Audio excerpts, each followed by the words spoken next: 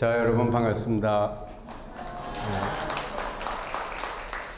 프리즘 독서클럽 부산 특강의 날입니다. 오늘 이렇게 또 많은 분을 모시고 부산에서 그 프리즘 독서클럽의 독후감을 나누고 토론하는 시간을 갖게 돼서 굉장히 기쁘게 생각합니다.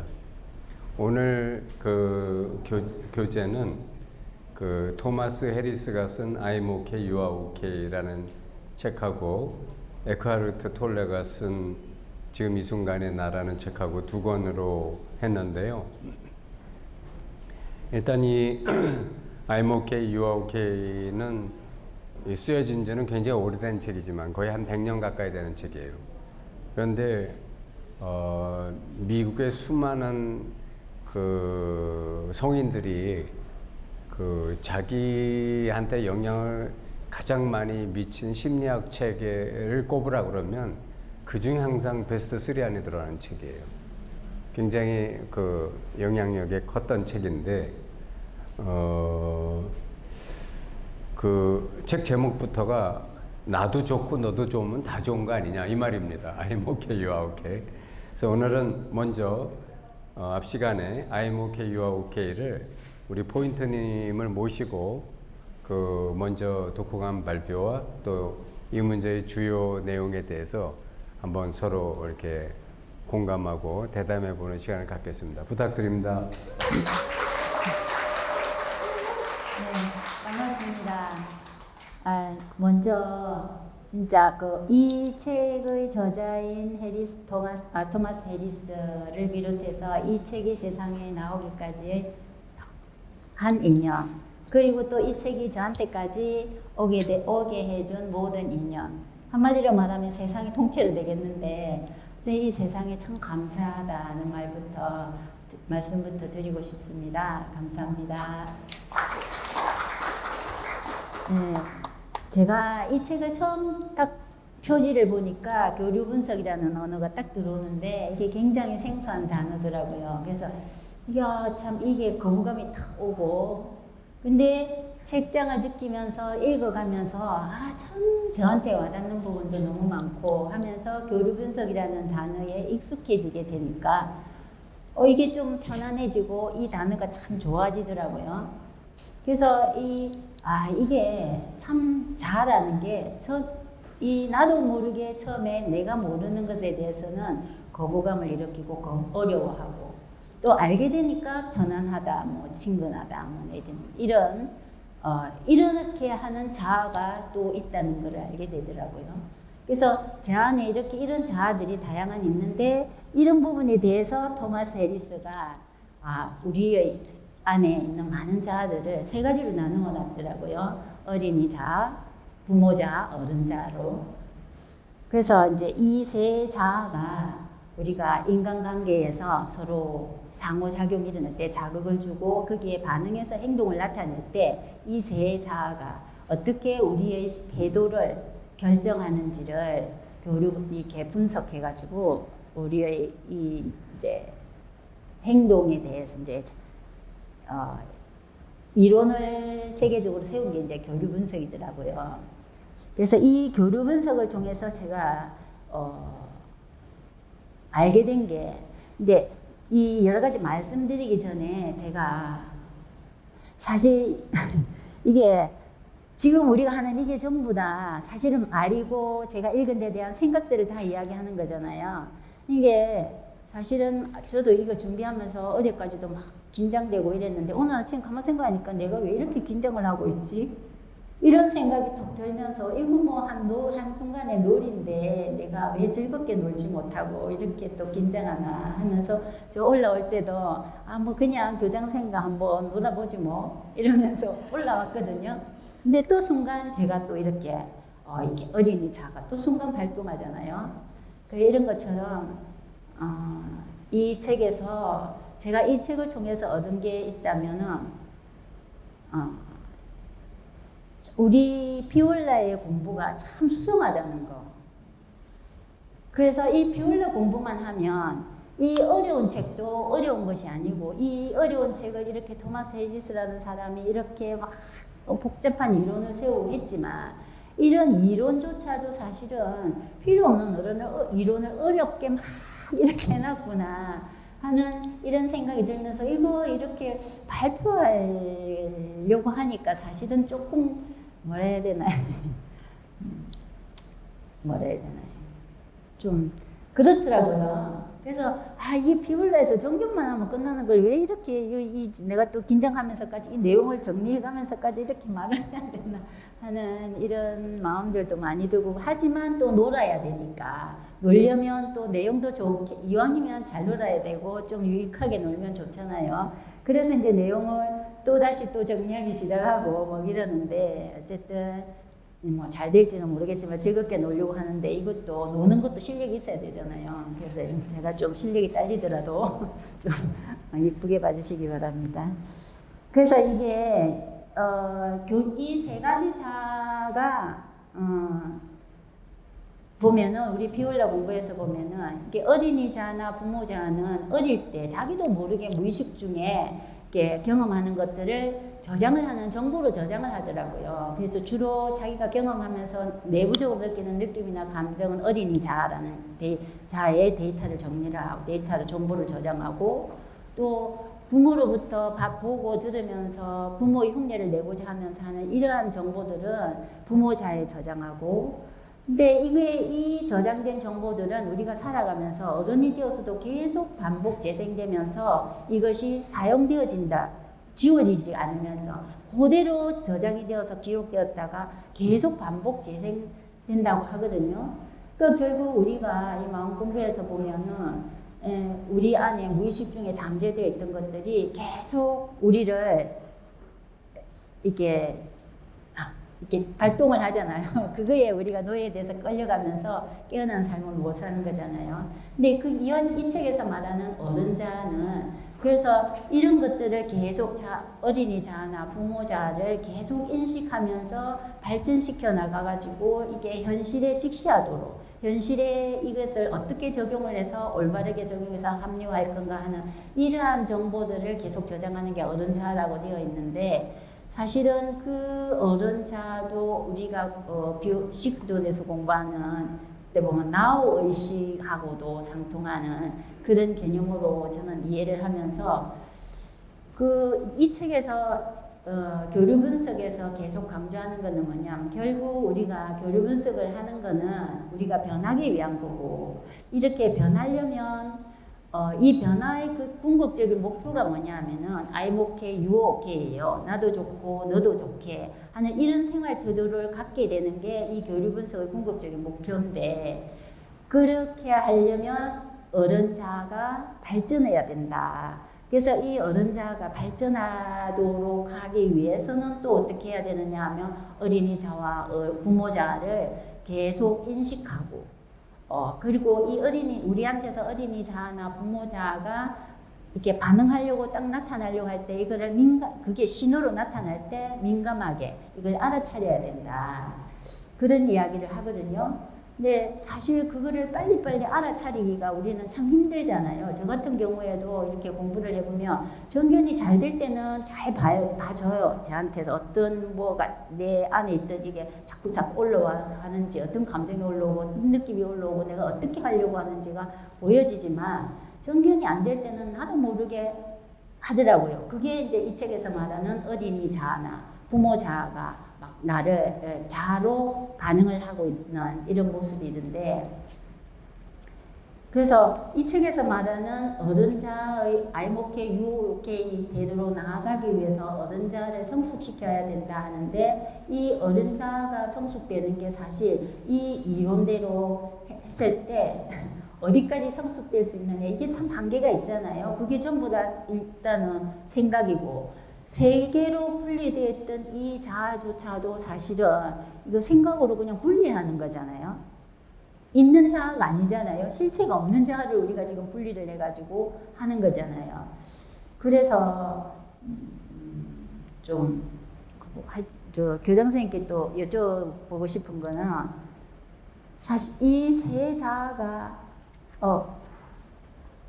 이 지은이는 이 세 자를 분리하지만 사실 제가 이 책을 읽었을 때 이 세 자가 데이터를 저장하고 그 데이터가 행동으로 나타나도록 하는 이게 이제 어린이 자아가 발동했다고 이렇게 하는데 사실은 그 정보를 저장하고 그 정보를 이용해서 우리가 행동으로 나타나는 거잖아요. 그렇게 하려면 그 이전에 우리가 우리 마음 비올라 공부에서 하는 이 자리가 원래 생명이 있어야만 이 정보들을 이용해서 우리가 또 반응을 하고 할 수 있는 거잖아요. 그래서 결국은 이 책도 이 자리를 참 나에 대한 것을 모른 채 이 이론들을 계속 하고 있지만 결국 이 이론도 표면적으로 한계가 있는 그런 이론을 이게 계속 물론 좋은 이론은 맞아요. 왜 우리가 세상에서 변화될 수 있도록 만들 수는 있어요. 이 이론은. 근데 이게 그 변화의 한계라는 게 있고 우리가 나를 변화시킨다는 건 사실 나라는 게 사실은 실체가 없는 건데 이 실체가 없는 이 나를 이 내 행동을 변화시키고 하려면 같은 수준에서는 변화시킬 수가 없잖아요.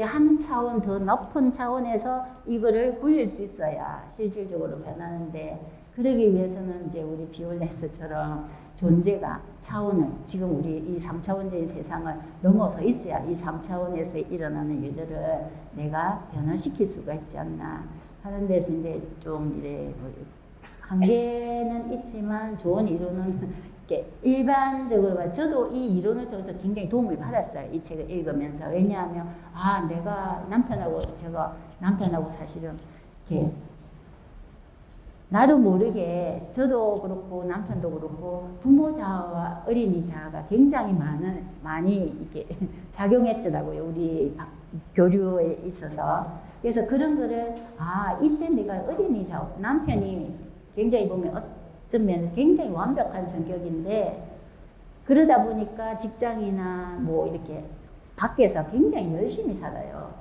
열심히 살다 보니까 피곤하니까 지금은 굉장히 스트레스나 피곤함을 많이 호소하는데 저는 이게 거기에 대해서 항상 이게 불만이었어요. 그래갖고 저도 거기에 대한 반응이 처음엔 이래라 저래라 왜 그러느냐 막 이런 부모자로 충고하고 조언하고 막 이러니까 사이가 안 좋았거든요. 그러다가 이제 마음 공부를 하면서 좀 내가 받아줘야 되겠구나 마음이 조금 넓어져야 되겠구나 하면서 한 게 이제 하지만 그래도 자꾸 이렇게 엄석을 부리거나 막 이런 나에게 뭔가를 자꾸 뭔가를 인정하기를 요구를 하며 하다가도 저도 모르게 막 같이 감정이 막 올라오더라. 짜증을 부리고 아니면은 싫다는 표정을 하거나 회피해버리는 이런 어린이 자아를 막 이렇게 자아로 반응을 하더라고요. 그래서 그런 것들을 알게 해줌으로 해서 제가 정견을 하는데 굉장히 도움을 많이 받았어요. 그래서 그런 면에서 이 이론에 저도 굉장히 도움을 많이 받긴 했지만 어쨌든 제가 이 책을 읽으면서 한마디로 이 책에서 얻은 거라 하면은 우리 비올라 공부가 역시 수상하다. 이 정견만 하면 되는 일을 이렇게 어렵게 설명을 해놨구나 하는 그런 느낌을 받았고 또 이게 제의 공부 상태를 점검하는데 참 많이 도움이 되었어요. 이 책이. 그래서 이렇게 한층 제가 조금 성장하는데 도움이 되었다 이렇게 말할 수 있겠습니다. 제가 정리는 많이 했는데 막 닥치는 대로 그냥 하는 게 나을 것 같아서 이야기는 하고 교장 선생님께 제가 이 책을 교장 선생님이 이 책을 선정하실 때는 어떤 생각으로 추천을 하셨는지 아까 조금 말씀은 하셨지만 조금 알고 싶고 그 다음에 이 책에서 나오는 교류 분석과 비올라 공부를 이렇게 비교를 했을 때 비교해서 말씀을 좀 해주셨으면 좋겠습니다. 그리고 제가 또 나머지 질문을 조금 드리겠습니다. 예, 감사합니다. 저는 이제 사실 제가 이 책을 선택한 이유가 굉장히 유명한 분이 자기 인생에 영향을 준 3권의 책 그 중에 한 권으로 꼽았더라고요. 미국에서 굉장히 유명한 그 교수님인데 그래서 이 책이 무슨 책인가 하고 이제 제가 한번 제가 이 책을 우리 이 프리즘의 교재를 선택하려면 여러 책을 좀 이렇게 미리 봐야 되잖아요. 적어도 다이제스트라도 봐야 되거든요. 근데 이제 보니까 네이버 같은 데 치면 그 책에 대한 책 소개는 나와요. 그 책 소개를 보니까 한번 사서 볼만 해가지고 그래서 구입해서 보니까 굉장히 사례 중심으로 좀 책이 조금 산만해요. 산만하긴 한데 그 기본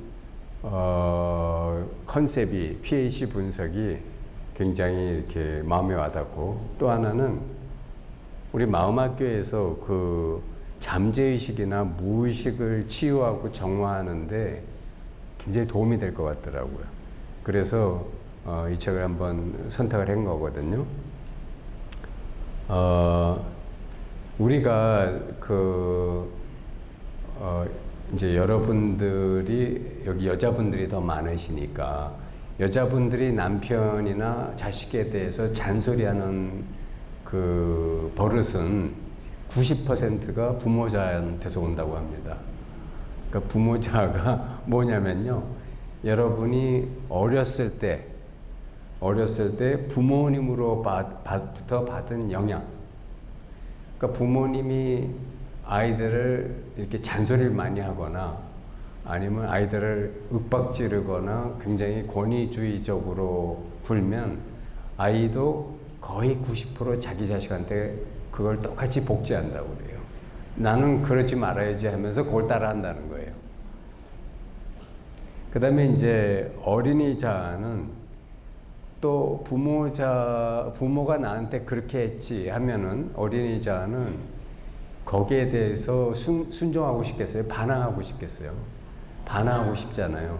그러니까 부모가 자기 관점에서 애한테 너는 이래야 돼. 왜 또 그랬어? 이렇게 자꾸 잔소리하게 되면 아이는 반항하는 마음밖에 남은 게 없어요, 기억에. 아이는 그러니까 그 반항하고 우리 집은 불행해. 왜 이렇게 맨날 잔소리만 듣고 싸우기만 하는 거야. 이런 게 그 잠재의식 속에 이렇게 저장이 돼가지고 부모에 대한 인상이 별로 좋은 게 안 남아요. 그러니까 부모는 나는 널 생각해서 그랬다는데 사실 애는 그런 것까지 깊이 생각 안 해요. 그리고 애는 남는 게 뭐냐면 우리 부모는 참 한마디로 교양도 없고 그저 지 성질만 부리다가 끝나는 부모들이었지 나를 위해서 제대로 사랑해 준 게 없어. 이렇게 생각한다는 거예요. 자, 어쨌든 이런 부모자와 어린이자가 이제 이 한 어린아이한테 형성이 되면 이 아이는 자라면서 그런 형성된 요소에 대해서 자기도 모르게 그것이 자기한테 또 복제돼서 반복되는 삶을 살든가 아니면 자기가 그걸 다행히 각성했다면 그거하고 투쟁하는 삶을 살아요. 그러니까 결국은 복종순응하든 투쟁하든 자유스럽지가 못한 거예요. 부모나 어릴 때의 경험으로부터.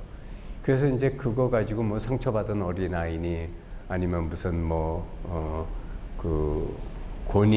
군림하는 부모의 이미지니 뭐 이런 거 가지고 심리 치료를 하거든요.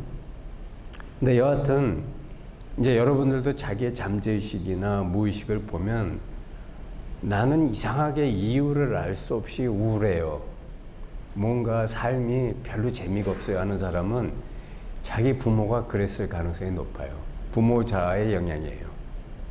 그리고 부모가 그냥 어려서부터 룰루랄라 뛰어댕기고 방방 뜨고 철없이 굴던 부모였으면 자식도 인생에 대해서 굉장히 포지티브하게 생각할 가능성이 높습니다.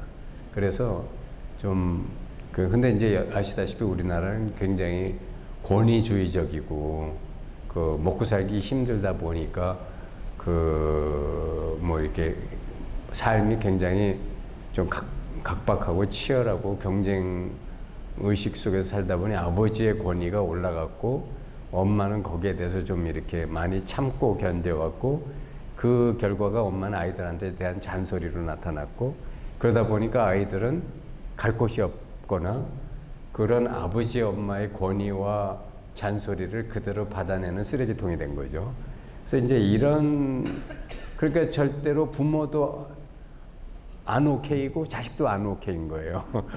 그러니까 그런 상황에서 이제 그 잠재의식과 그 무의식이 형성되다 보니까 이게 아무리 자기가 그 행복해지려고 하거나 이렇게 뭐라고 할까 깊은 영적 성취감을 느끼려 해도 베이직이 굉장히 네거티브한 안개 같은 또는 암울한 날씨 같은 이런 잠재의식이나 무의식이 깔려 있거든요. 한국 사람이 제가 보면 한 80% 이상이 그래요.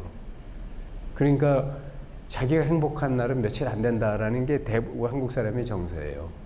그러면 이게 이제 그렇다고 애가 마음 공부를 어려서부터 해가지고 이런 거를 다 스스로 치유 정화할 수는 없는 거 아니에요. 그래서 이제 그렇다면 제가 그 옛날에 누구야 어떤 그 설씨든가 무슨 최면 잘하는 사람이 있었잖아요. 설기문 박사님인가? 예. 어쨌든 설기문 씨는 아니었나? 무슨 최면 잘하시는 분이 있어요. 설씨가. 근데 어쨌든 그분 동영상을 꽤 자주 보던 때가 있었는데, 근데 그분 동영상을 보면은 그 대부분의 거기에 이렇게 나와가지고 참여하신 분들이 최면을 통해서 어째서 그렇다라고 하는 이유를 알면 그게 치유가 되더라고. 아, 내가 그래서 그랬군요. 그 다음에 자기의 그 고통이나 이유 없는 슬픔이나 이런 것이 뭐라고 할까 한마디로 밝은 그 의식의 빛 안으로 노출되면서 그 상처가 치유가 됐다고 하는 거예요. 그런데 그게 이제 저한테도 많이 남는데, 그러니까 그렇다면 우리는 나의 잠재의식이나 무의식을 치유 정화하기 위해서 맨날 최면 받아야 되나요? 가서 최면만 받고 있을 수는 없잖아. 그럼 자기 스스로 치유 정화하는 힘을 길러야 되는데, 그렇다면 이 치유 정화하는 거를 꼭 내가 그래서 그랬군요라고 하는 이유를 알아야만 되는 거냐. 그렇지 않고 이런 나의 무의식이나 잠재의식에 각인됐던 부모자나 어린이자의 그림자들을, 그런 걸 이제 불교에서는 미세번뇌라고 그래요. 이제 추번뇌, 세번뇌 해가지고 세번뇌라고 그럽니다. 뚜렷한 이유는 알 수 없지만 뭔가 아주 어렴풋하고 아련한 어떤 부정적 감정들, 느낌들, 생각들, 이런 것들이 만들어낸 내면의 그 고통들, 어두움들, 이런 것들을 치유 정화하는 방법은, 그러면 그때마다 그거를 다 분석해 가지고 최면을 받을 수도 없는 일이다 보면, 자기가 이런 거를 어떻게 치유 정화해야 되냐면, 결국 이런 거에 대한 치유 정화는 스스로 자기가 이런 거를 정화시킬 수 있는 힘을 가져야 되거든요. 그러니까 그만큼 깨어 있고 자기가 스스로 자기 내면을 들여다보면서 정결할 수 있는 힘을 가져야 된다. 그러면 이는 마치 굉장히 우울하고 암울한 날씨에 갑자기 밝은 해가 뜨면서 구름들이 그냥 확 물러가는 그래서 청명한 날씨로 바뀌는 상태와 같다는 거죠.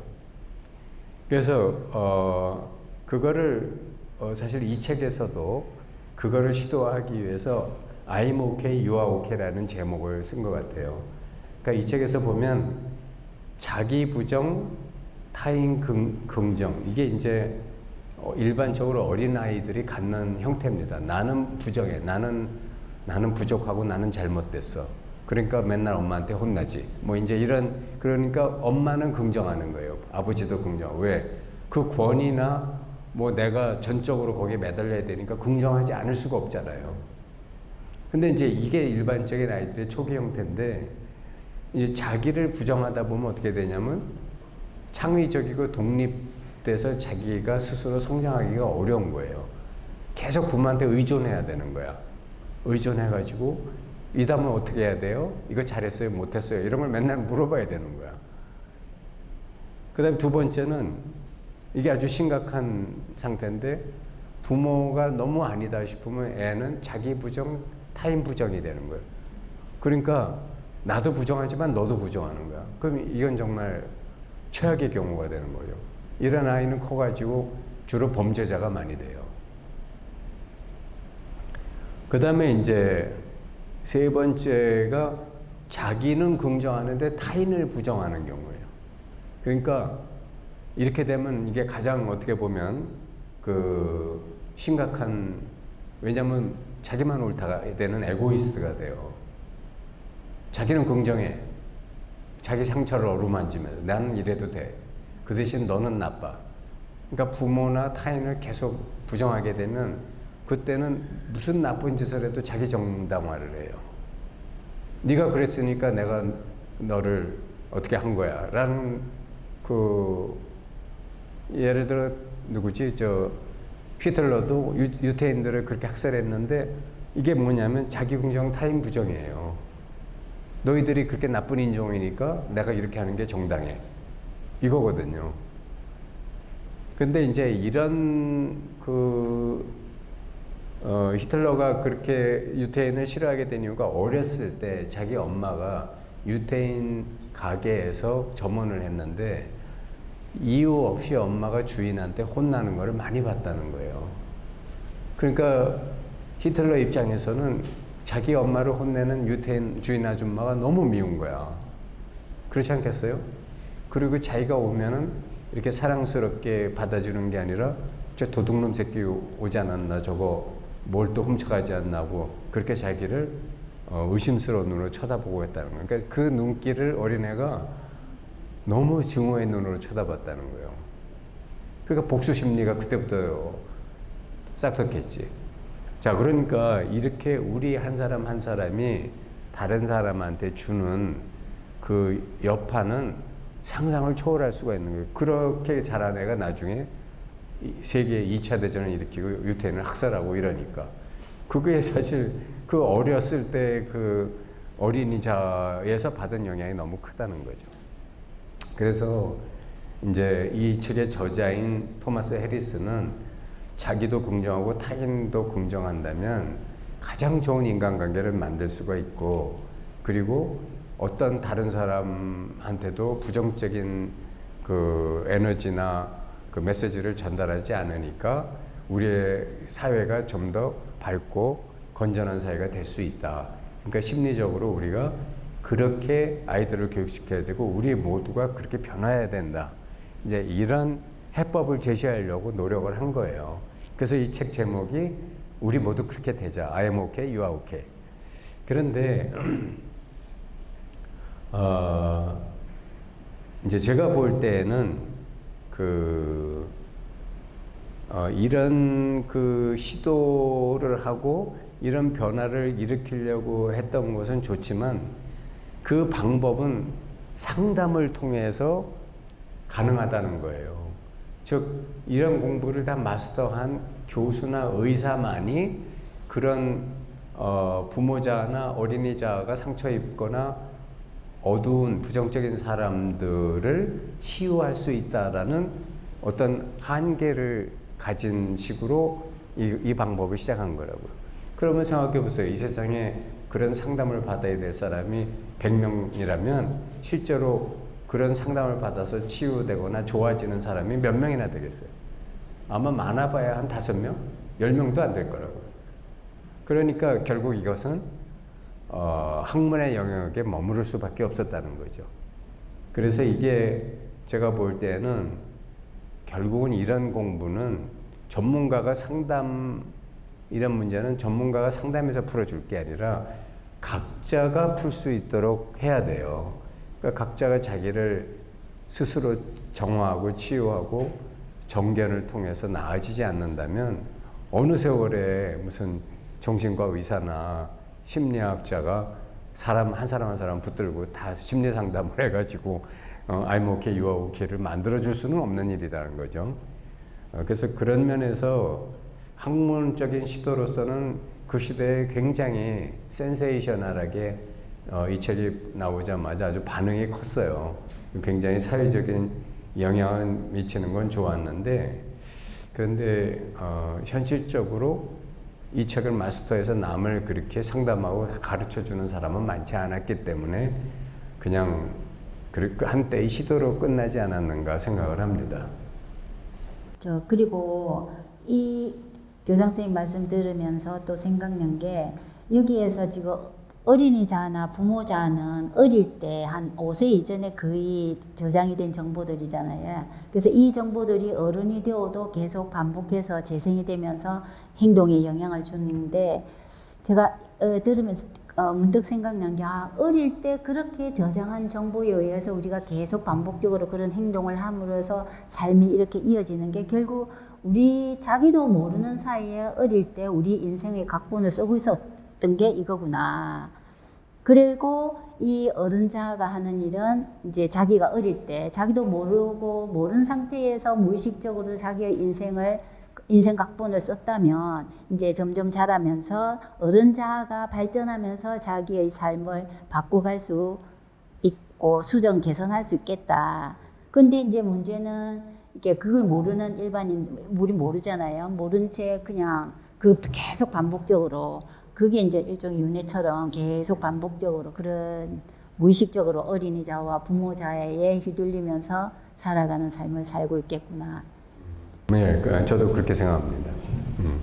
그래서 이 저자도 늘 강조하는 게, 어른자를 발전시켜야 된다 하는데, 이제 그 자아를 발전시키는 방법이 아까도 잠깐 이야기했듯이 어린이 자아, 부모 자아가 반응을 하려고 신호를 보일 때 거기에 아주 신호에 민감해야 된다. 그러고 또 이 하기 위해서 어떤 일반적으로 많은 중요한 이런 사안이나 이런 데 대해서는 사전에 많은 검토를 통해서 잠정적인 결론을 내리고 있을 때에 어른자아가 여유를 가지고 시간을 가지고 반응을 할 수 있다고 이렇게 이야기를 하는데, 사실은 그것도 한계가 있는 게, 어린이자나 부모자가 반응을 나타내는 그 신호에 민감하려면 사실은 깨어있지 않으면 그게 안 되는 거잖아요. 그래서 깨어있지 않으면 안 되고, 또 I am okay, you are okay라는 게 사실은 있는 이게 니도 잘 되고 내도 잘 된다는, 이게 사실은 어찌 보면 있는 그대로를 볼 수 있는 안목이 생겼을 때 가능하지 않나, 그런 생각이 들어서 제 경험상으로 보면은 정견을 하면, 아까도 교장선생님 잠깐 이야기하셨듯이 우리 내면의 치유는 할 필요 없이 그냥 아까 자기가 내 안에 이런 게 있었구나가 보이고 알아지는 순간에 그냥 편안해지면서, 그런 경험 저는 좀 있었거든요. 그래서 그 말씀에 굉장히 공감이 가는데, 그래서 이렇게 정견을 하면 내가 왜 지금 이런 상황에서 이런 행동을 하고 이런 생각과 느낌과 감정이 올라오는지를 알게 되니까, 내가 이럴 수밖에 없구나 하면 자기 자책이나 후회나 지나간 일에 대해서도 그런 게 안 일어나더라고요. 그리고 마찬가지로 상대방도 정견을 하면, 상대방이 지금 이런 순간에 저 사람 저런 말을 하는데 이럴 수밖에 없구나, 그 사람 마음이 이해가 되니까, 그 사람이 미워진다거나 원망이라는 게 있을 수가 없잖아요. 이해가 되니까. 그러다 보니까 절로 그냥 I'm okay, you are okay가 되고 그냥 이렇게 되는 게 아닌가. 그래서 이제 저는 굉장히 비올라의 정견 방법이 수성하고, 또 이게 여기서 말하는 정말 이렇게 어른자를 성숙시켜 나가서 이 I'm okay, you are okay까지 가기까지는 굉장히 노력을 하지 않는, 엄청난 노력이 또 필요하고, 그 노력으로 사실 될지도 모르겠고, 그래서 아까 오전에 교장 선생님 말씀하셨듯이 우리 비올라에서는 역발상이라는 게 있잖아요.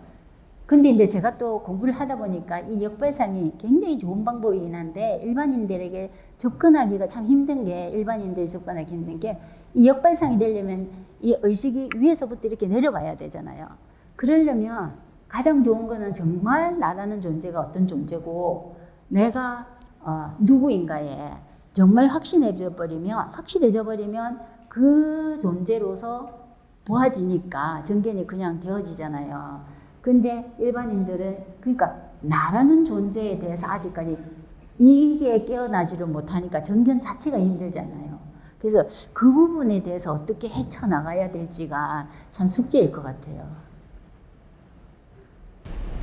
그러니까 이제 정견이라는 게 뭔지에 대해서 정확히 이해해야 되고, 그리고 아까 일부 강의에서처럼 자기가 자기 삶을 정말 똑바로 제대로 봐야 되겠구나. 그냥 대충 보고 자세히 안 보고 그냥 적당히 퉁치고 넘어가고 이러면 안 되겠구나. 이런 거를 정확히 각성을 해야죠. 그게 첫 번째 요건이고, 정확히 보면서 자기 삶에 내가 고칠 수 없고 그냥 계속 일어났던 문제들을 조그만 것부터 하나씩 해결해 가는 경험이 있어야 됩니다. 그러면 이제 자신감이 붙죠. 그래서 이런 문제들을 해결해 나가는 첫 시작이 되는 거죠. 제가 평소에 느끼는 질문인데, 교장 선생님. 제가 어른이 되면서 느끼는 게 뭐냐면, 참 옛날 사람들이 한 말이 하나도 틀린 게 없다. 이런 생각을 참 많이 하게 되거든요. 어떻게 옛날 사람들은 이렇게 똑똑했을까? 이런 지혜가 어디에서 나왔을까? 하는 의문들을 많이 가졌거든요. 깨어나지도 이렇게 생각해 보면, 이게 깨어났어야만 가능한 말이고, 깨어났어야만 나올 수 있는 이야기인데, 어떻게 이런 이야기, 그때 그 어른들은 이런 말씀을 하실 수 있었을까? 그런 의문들이 많이 들었거든요. 그래서 이 책도 그렇고, 사실은 이런 책들도 보면 굉장히 훌륭한 책들이 많잖아요. 그래서 훌륭한 책들을 읽다 보면, 이분들은 어떻게 이런 책을 쓸 수 있었을까? 마음 공부도 안 했는데, 이런 느낌이 들 때가 많거든요. 그래서 깨어나지 않은, 물론 이제 우리가 보면은 깨어났다, 안 깨어났다도 사실 분별이고, 다 이 자리에서 하는 일이니까, 그 의식이 맑은 사람이나 아니면은 그 순간에 생각이 탁 내려졌을 때 이 자리가 드러나면서 그런 게 그 사람을 통해서 말로 나왔거나 행동으로 나올 수 있었겠다는 생각은 드는데, 그거야 그 사람이 그 자기 어떤 학문이든 뭐든 최선을 다해서 노력하다 보면 모든 그런 생각이나 노력 자체도 다 이 자리에서 나왔기 때문에 이 자리에 대해서 직간접적으로 감을 잡게 돼요. 그러니까 당연히 그런 결실이 그쪽에, C가 그건데 결실도 그쪽에 나오지 뭐 다른 게 나오겠어요. 근데 저는 이게 이제 I am okay, you are okay라는 이 제목을 참 좋게 생각하는데, 우리가 부부 생활이든 인간관계에서 가장 문제가 생기는 게 뭐냐면 I am okay인데 you are not okay라고 해서 싸움 나는 거거든요. 그렇지 않으면 나는 잘했는데 네가 못했어 라든가 나는 문제 없는데 네가 문제야. 그러니까 싸움 나는 거 아니에요? 부부 간에도 그렇고 친구 간에도 그렇고 누가 됐든 그렇단 말이에요. 나는 제대로 했는데 네가 지금 그러고 있잖아 라는 you are not okay거든, 그거는. 근데 사실은 잘 보면 you are not okay라고 말하는 나는 okay가 아닌 거예요. 그러면 나도. 안 그래요? 나는 okay인데 너는 안 okay니까 그게 문제잖아 라고 하는 내가 okay입니까? 자기도 안 okay잖아, 그러면. 그러니까 결국은 그런 자기를 돌아보면서 남이 오케이가 아니라고 분별하고 있는 나를 한번 잘 정변해 보면 무슨 기준이나 생각에 벌써 이렇게 휘둘려 갖고 그 생각을 그 상대방한테 심판하고 분별하는 잣대로 들이대고 있는 거거든요. 그런데 만약에 우리가 진짜 딱 하나의 생각, 즉 모든 사람은 다 실수할 수 있다라는 생각 하나만 해도 남의 실수에 대해서 그렇게 기분 나빠하지는 않거든요. 자기는 실수 안 해? 나도 실수하잖아요. 무슨 실수든 나도 합니다. 그러면서 자기도 안 오케이가 많으면서 남은 100% 오케이해야만 된다라는 기준은 또 어디서 나오는 거냐 이거지. 그래서 사람은 누구나 실수할 수 있고, 또 우리는 항상 남에 대해서 100% 알지 못하면서 오케이다 안 오케이다를 자꾸 분별하고 있는 거를 생각한다면, 그렇다면 우리는 모든 사람에 대해서 이렇게 좀 그 사람이 오케이든 안 오케이든 간에 항상 그걸 있는 그대로 받아들여주고 정성스럽게 대하자. 그러면 부부간에도 내가 짜증을 내거나 뭐 좀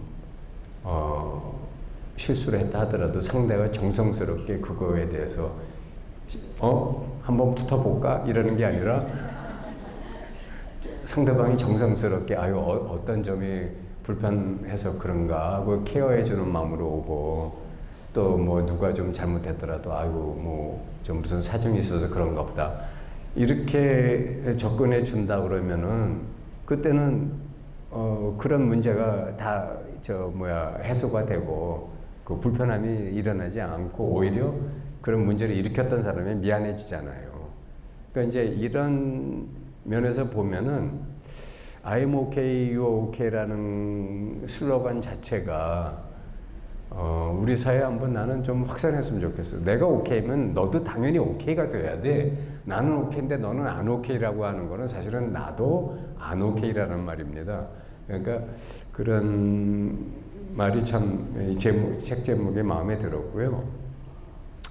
저는 이제 이게 너무 내 얘기만 하는 거 아니야? 저는 사실 우리나라 사람들이 제일 안쓰러운 게 뭐냐면, 뭐 저도 옛날에 그렇게 살았지만 너무 돈돈하는 거예요. 너무 돈돈.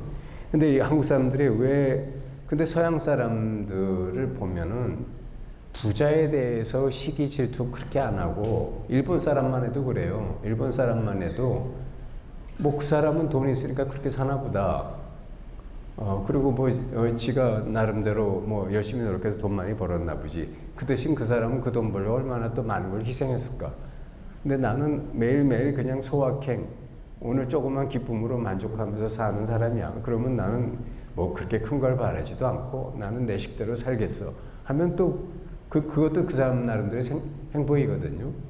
근데 우리나라 사람들은 대부분이 자기는 소확행 얘기하면서 남이 돈 벌었다든가 잘 됐다 그러면 시기 질투해요. 자기는 그런 노력이나 투자를 안 하면서 그거에 대해서 시기 질투하고, 왜 그렇게 되냐면 이 부모자 어린이 자아 때부터 너무 돈에 대한 강박관념을 많이 받았기 때문이에요. 부모가 그래서 자식에 대해서 돈 얘기를 참 조심해야 됩니다. 돈이 전부라는 인식을 애한테 심어준단 말이에요. 우리나라는 그게 너무 교육이 잘못됐어. 부모자가 자식한테 돈 얘기 너무 아주 생각 없이 하는 거. 그 다음에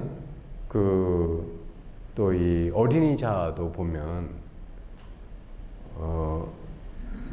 어린이 자아 때도 어린이들은 이 돈 때문에 자기가 겪는 어떤 차별이나 어떤 불편함을 어렸을 때부터 경험하기 시작해요. 그런데 이거를 상쇄해 줄 행복이 없어요, 우리나라는. 문제는 이걸 상쇄해 줄 행복이나 기쁨이 있으면 돈의 가치나 중요성이 두 번째, 세 번째로 내려가거든요. 예를 들면 제가 옛날에 영어를 배웠던 영국 친구가 있었는데, 이 친구는 굉장히 학교도 좋은 데 나왔는데 전 세계를 돌아다니면서 한 나라에서 2년씩만 살고 미련 없이 떠나요. 그래서 여태까지 한 10몇 개국을 살았대요. 그러니까 그 나라에 가서 그 나라 여자도 사귀어. 그러니까 결혼도 안 했는데 딱 2년만 살고는 어느 날 표현이 떠나는 거야.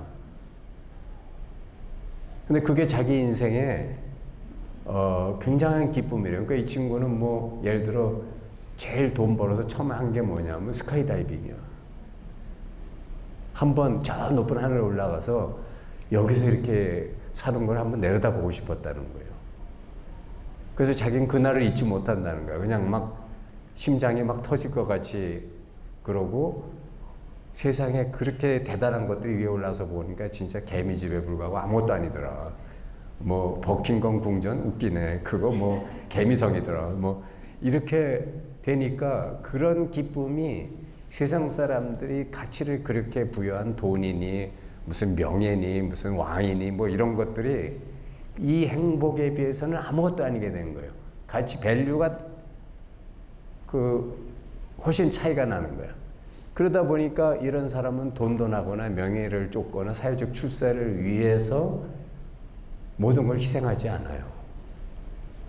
뭐가 진짜 행복이고 자기 삶의 중요한 체험이라는 거에 대해서 딱 질서가 잡힌 거야. 근데 우리나라는 그런 게 없어요. 우리나라 애들은 부모가 그런 행복을 체험을 시켜주질 않아요. 그리고 어렸을 때부터 학원 뺑뺑이 돌리잖아. 출세해라. 돈 벌어라. 그러니까 애가 어떻게 됐냐면 돈 뺏기 모르는 애가 되고 출세 뺏기 모르는 애가 되는데 그렇게 되면 인성이 망가져요.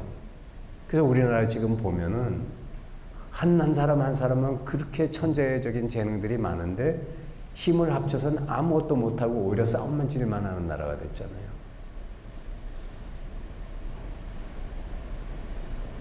우리나라는 지금 이 정치라든가 어떤 그 사회 시스템 같은 것들은 굉장히 후진적이에요. 그러니까 이런 것들이 왜 그렇게 됐냐면 전부 다 교육의 뿔이 있다고 저는 보거든요. 교육의 뿌리가 있어요.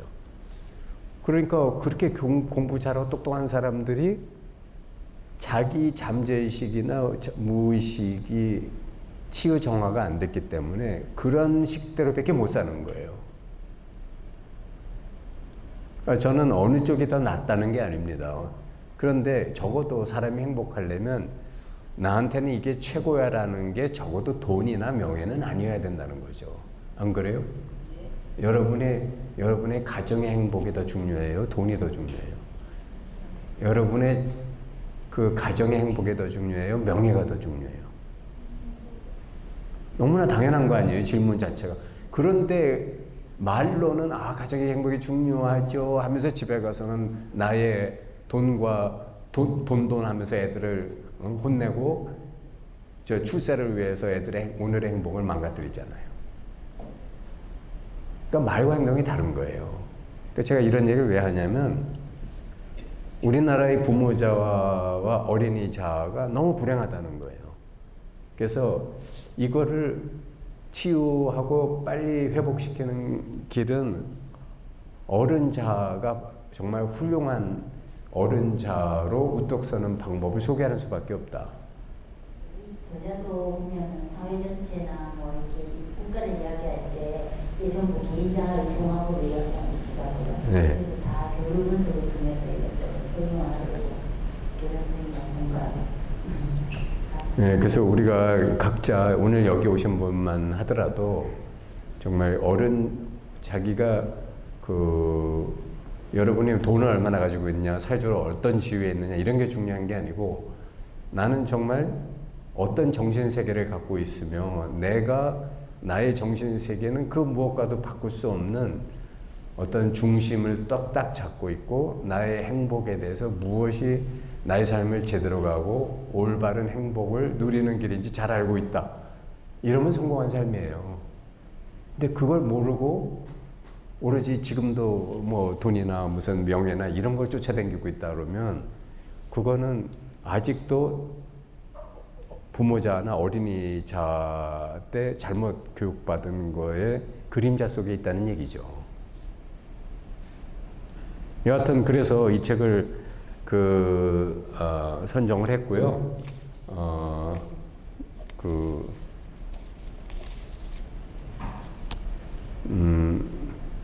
그래서 저는 이 책에서 제일 기억에 남는 게 원죄란 자기 긍정이나 I'm okay, you're okay가 아닌 모든 상태는 다 원죄다.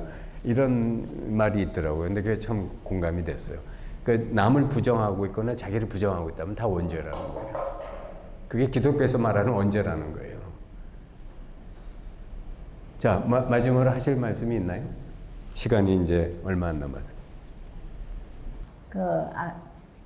잠깐 이야기했듯이 사회 전체를 갖다가 우리가 개인자의 종합으로 보면 이게 개인 한 사람 한 사람이 한 행동을 하거나 의사소통을 할 때 어린이 자아로 반응하느냐, 부모 자아로 반응하느냐, 어른 자아로 반응하느냐에 따라서 이게 또 사회의 모습이 달라진다는 거 생각하면 참 한 사람 한 사람이 책임감이 참 따르는 것 같아요. 그래서 더더욱 우리가 좀 이 마음 공부의 필요성이랄까 이런 게 좀 느껴지면서 좀 마음 공부 주변 사람들을 시키려고 하면 안 되겠지만 예, 제가 마음 이렇게 먼저 내가 항상 어른자로 깨어 있으면 저도 그런 생각이 들더라고요. 이 책이 들면서 우리 집에 남편이나 아이들하고 이때까지 제가 대화를 할 때 어떤 특정 부분은 절대 대화가 안 돼. 이런 부분을 한정 지어 놓고 특히 마음 공부 이런 부분 우리 남편은 전혀 관심이 없거든요. 그래서 이야기를 꺼내려면 못 꺼내게 해요. 그런 부분 나한테 이야기하지 말라고 자기는 그런 거 관심 없다 이러면서. 그래서 그런 부분에 대해서는 전혀 이게 대화가 안 돼 이러면서 하는데 또 우리 남편이 막 정치나 이런 부분에서 막 흥분하고 저는 또 그런 데 관심 줬거든요. 그래서 이런 관심이 서로 다른 이런 부분에 대해서는 막 아예 무시하거나 이렇게 아예 조금 이렇게 해피하려고 하는 이런 저 어린이자의 모습이나 이런 것들을 보면서 내가 어른자로 좀 더 깨어나면 이렇게 대화를 하는 중에서도 우리 아들이나 남편이 이게 이제 생각 중에 있다는 거를 생각 쪽에 빠져 있을 때도 현실로 오게 할 수 있겠더라고요. 그러면서 현실을 직시하게 하면 이게 상대를 내가 성숙시키려고 하는 건 아니지만 그러기 위해서라도 일단 내가 항상 깨어 있는 게 중요하겠구나 이런 것들을 많이 느끼게 되었습니다.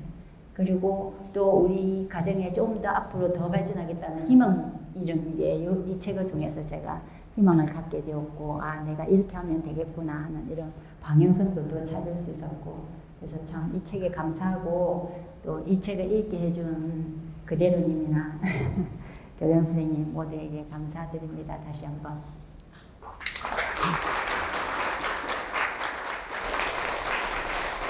네, 수고하셨어요. 그러면 10분 쉬시고 3시 2분에 이 순간에 나 하겠습니다. 예.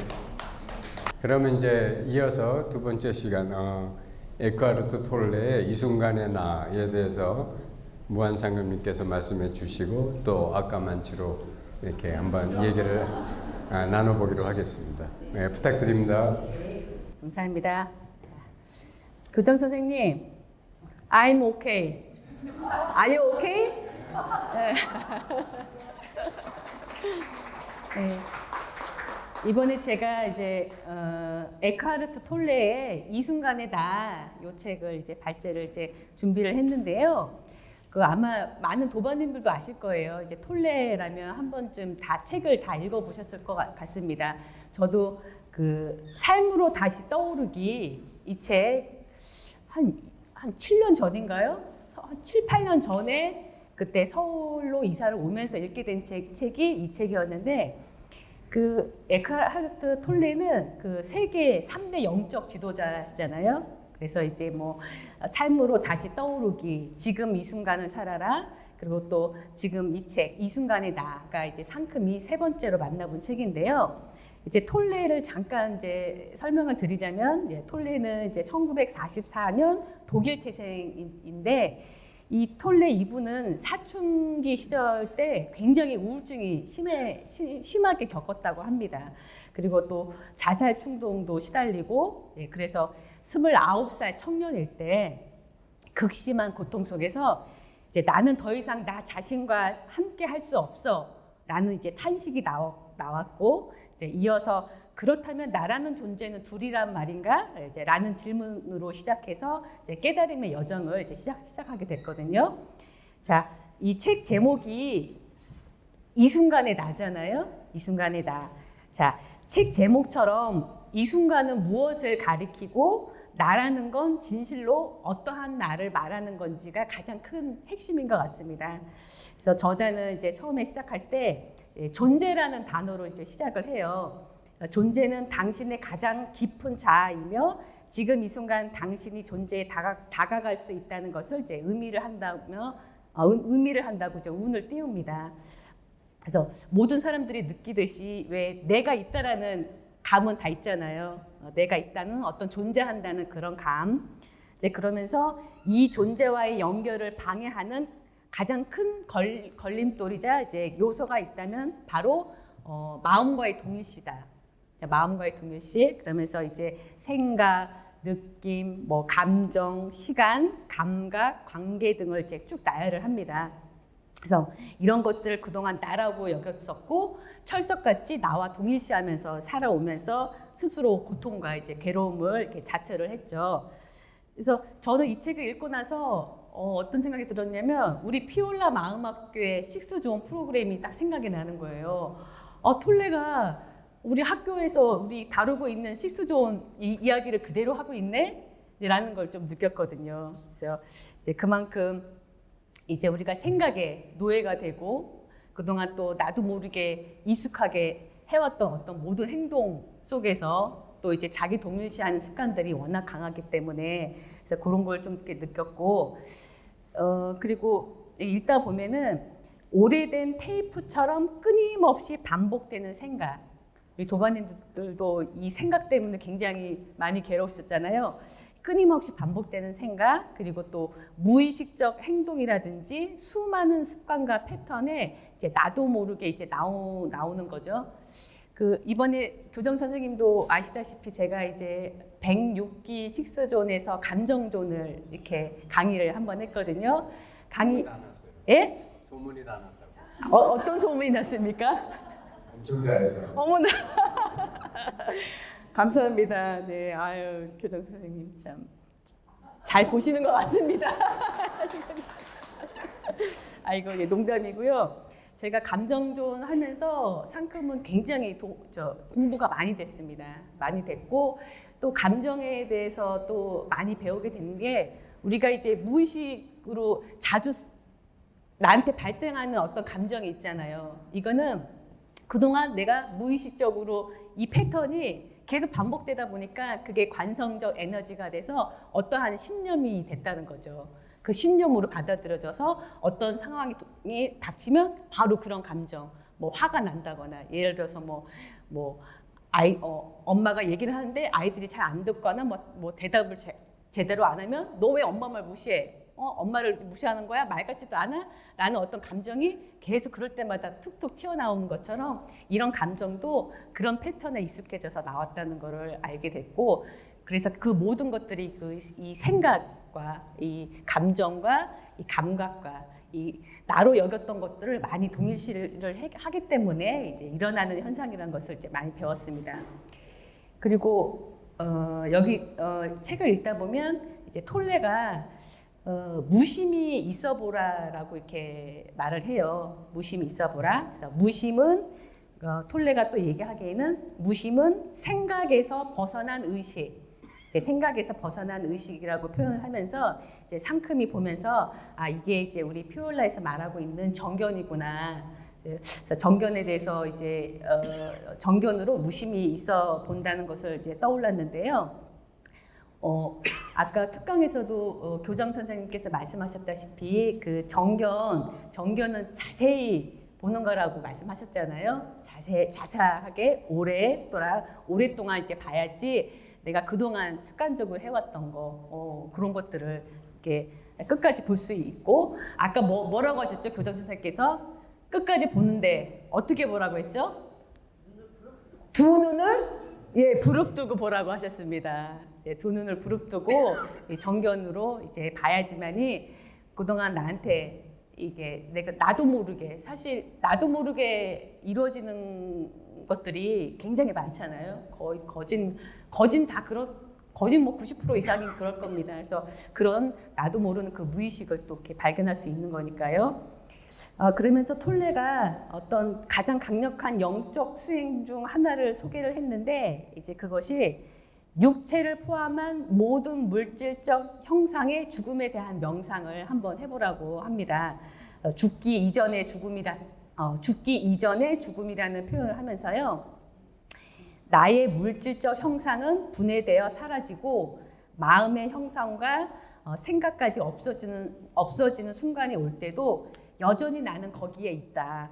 오로지 이름과 형상과 망상만이 죽음을 맞이하지 진정한 것은 결코 죽지 않는다. 이렇게 이제 표현을 했습니다.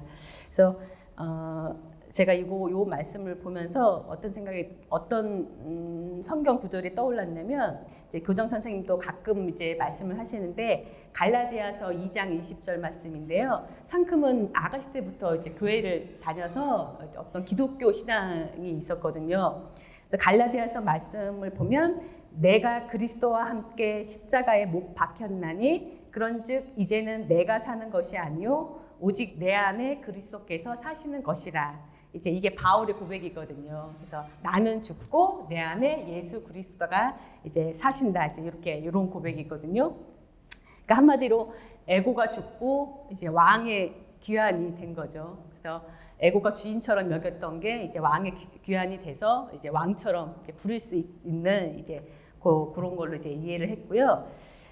제가 근데 이거 보다 보니까 이제 아마 번역이 잘못된 건지 어쨌던 건지 모르겠지만 이제 다만 표현에 있어서 약간 오해의 소지가 있는 부분도 있더라고요. 이제 상큼이 보기에는 읽다 보면은 뭐 가령 더 자주 깨어 있으려 노력해야 한다라는 이제 표현에서는 뭐 나라는 개체가 주체가 되어서 하려는 공부, 그게 바로 유의행위죠. 그런 유의행이 될 수 있기 때문에 좀 조심할 부분이 또 있는 것 같고요. 또 보다 보면은 뭐 감정을 지켜보는 자, 마음의 관찰자, 내면에서 지켜보는 사람이라는 또 표현도 나옵니다. 그래서 따로 어떤 주체가 존재하는 걸로 이제 착각을 할 수가 있는데요. 이제 불교에서 말하는 이제 불이법처럼 이제 세상 전체가 다 이것 하나이기에 뭐 지켜보는 자와 대상이 따로 실제한다고 볼 수 없기 때문에 이제 이런 표현은 조금 이제 이렇게 오해 소지가 조금 있겠다라는 생각이 들었습니다. 그리고 저는 이 책을 다 읽고 나서 사실 이 책이 두껍지 않아요. 얇아요. 얇은데 그 맨 뒤 표지에 보면은 저는 여기에 이 모든 게 다 함축이 돼 있다고 생각이 듭니다. 뒷표지에 뭐라고 써 있냐면요. 지금 이 순간 당신은 완벽한 존재입니다. 네, 삶은 지금 이 순간입니다. 당신의 인생이 지금 이 순간이 아니었던 적은 한 번도 없었으며 앞으로도 그럴 것입니다. 저는 이거 그냥 이 책 겉표지의 책 제목, 이 순간의 나, 그리고 금방 얘기했듯이 지금 이 순간 당신은 완벽한 존재입니다. 요 문구 두 개로도 정말로 다 말할 수 있을 정도의 그렇게 함축된 의미로 받아들여졌고요. 근데 상큼도 사실 그 마스터를 마치고 이제 3년 차에 접어들었는데 처음에 저도 상큼도 이렇게 왔다 갔다 했던 이유가 뭐냐면 아까 제가 말씀드렸다시피 상큼이 이제 그 기독교 신앙이 있잖아요. 기독교 신앙은 어떤 창조주가 있고 창조주 하나님 그리고 피조물 인간 박선미 이런 개념이 되게 강했던 거예요.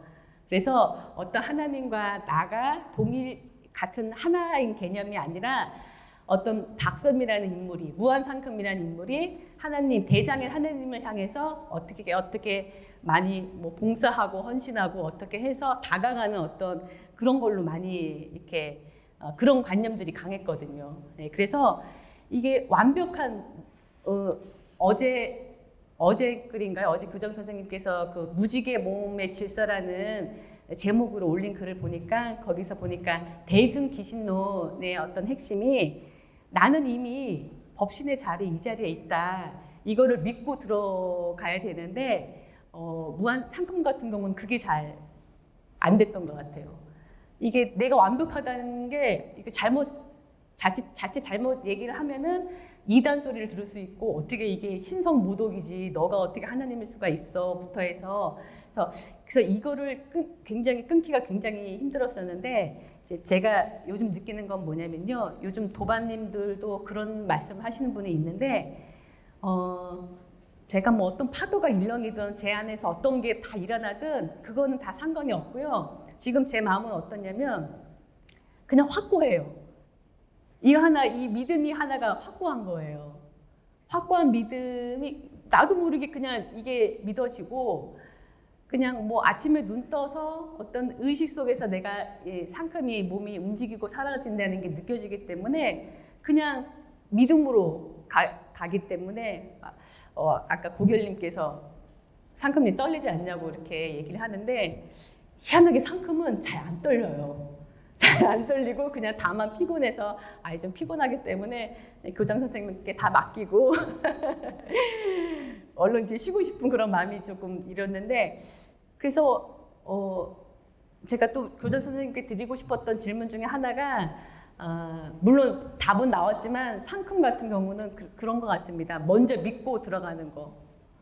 먼저 믿고 들어가는 것이 이 공부하는데 좀 그래도 빨리 공부를 하고 또 이렇게 내려놓고 할 수 있는 공부가 되지 않았나 그런 생각이 하게 됩니다.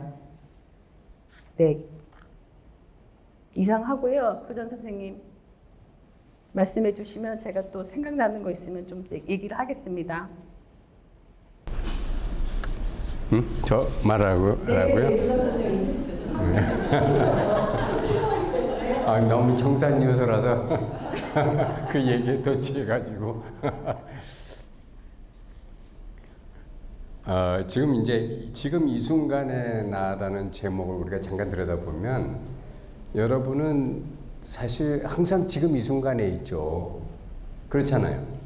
원래는 항상 지금 이 순간에 있는데도 불구하고 마음만은 생각만은 과거와 미래로 바쁘게 댕겨요. 지금 여기 있으면서도 가만히 있어봐. 이따가 저녁 때 가서 찌개거리는 뭐 하나 이런 생각하고는 저 사모님도 계실 거고 내일 그 약속은 어떻게 해야 되나 뭐 다음 주에 무슨 일을 해야 되는데 그거 어떻게 하지 이런 생각하고 계신 분도 있을 거예요. 그죠? 그런데 여러분들이 지금 이 순간을 살고 있다는 게 무슨 뜻이냐면 지금 여기에 여러분 몸은 지금 이 순간에 있어요. 그렇죠? 그 다음에 아까 일부에 제가 말씀드렸던 여러분의 생명 법신으로서의 이 하나님과 분리할 수 없는 부처님과 분리할 수 없는 이 자리도 지금 이 순간에 여기 그냥 있습니다. 그죠? 그럼 지금 이 순간에 나는 이렇게 개체 몸으로서도 지금 이 순간에 있고 그 나의 가장 그 궁극적인 진리인 법신 생명자리로서도 지금 이 순간에 늘 있어요. 근데 문제는 이 마음이 지금 이 순간이 안 있는 거예요. 마음이 과거나 미래로 댕기고 있느라고 바빠요. 왜냐하면 마음은 그렇게 쏘다니는 게 잘 사는 건지 착각하고 있거든요. 그런데 만약에 이 마음이 지금 이 순간에 딱 자리 잡으면 어떻게 되냐면 하나님 마음, 부처님 마음이 되는 거예요. 하나님 마음, 부처님 마음이 되는데 마음이 지금 이 순간에 안 있기 때문에 인간 박선미 마음, 인간 아무개 마음으로 돌아다니는 거예요. 그러니까 삼위일체가 될 수 있는데 안 되고 있는 거예요. 그러니까 삼위일체가 되면 지금 이 순간에 나가 완성이 됩니다. 그리고 완전해져요. 그런데 삼위일체가 안 되고 마음이 쓸데없이 미래 걱정을 합니다. 또 무슨 뭐 과거에 무슨 일이 돼서 잊지 못해가지고 한탄을 하거나 아니면 무슨 그거에 대해서 어떤 안 좋은 기억을 되살리거나 합니다. 그러면 어떻게 되냐면 지금 이 순간에 있는 거예요, 없는 거예요? 지금 이 순간에 안 있는 거예요. 분명히 삼위일체가 지금 이 순간에 있어야 지금 이 순간에 나가 완성되고 완전해지는데 지금 이 순간에 나가 무너지는 거예요. 마음이 딴 데가 있기 때문에. 이게 문제라는 거죠. 그러면 그렇다면 지금 이 순간에 마음을 둔다는 거는 그러면 미래 생각이나 과거 생각은 전혀 하지도 말란 말인가요? 이런 질문이 나올 수 있어요. 그죠? 근데 하라는 거, 필요하면 하라는 거예요. 하는데 이게 지금 현재 여기 이 순간에 나의 몸도 있고 나의 생명법신도 이 자리에 있는데 마음만이 지금 미래나 과거로 쏟아지고 있다는 것을 안다면 그걸 정견하고 있다면 그러면 그것은 지금 이 순간을 떠나 있는 게 아니라는 거죠. 그런데 지금 이 순간을 떠나서 그런 생각 따라서 이렇게 홀라당 그냥 마음 따라서 댕기고 있으면 무슨 일이 일어나냐면 이따 저녁 때 무슨 반찬 하지 하는 생각하신 분은 지금 자기 몸과 자기의 생명법신이 이 자리에 있다는 걸 홀라당 잊어버려요. 찌개가 그보다 더 중요해집니다. 안 그래요? 그렇죠? 다음 주에 무슨 일 어떻게 그거 어떻게 해야 되나 그거 걱정하고 있을 때는 지금 이 순간에 삼위일체가 안 되고 그 마음 때문에 모든 게 무너져요. 그래서 그런 생각을 해도 좋은데 단지 이 생각을 내가 지금 이 몸과 이 생명법신으로서의 이 자리가 확연한 이 자리 속에서 이런 생각을 하고 있다는 것을 정견하고 있다면 그때는 지금 이 순간에 나는 계속 완전하게 된다. 그렇게 되면 어떤 효과가 있느냐면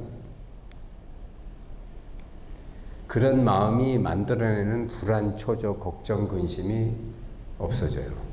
분명히 그 생각을 하는데 아무런 부정적인 효과가 없습니다. 참 신기한 일이에요. 그거는 저도 저 나름대로 다음 주에 처리해야 될 골치 아픈 문제들이 있어요. 그리고 그거는 내가 어떻게 잘한다고 해서만 해법이 나오는 문제는 아니에요.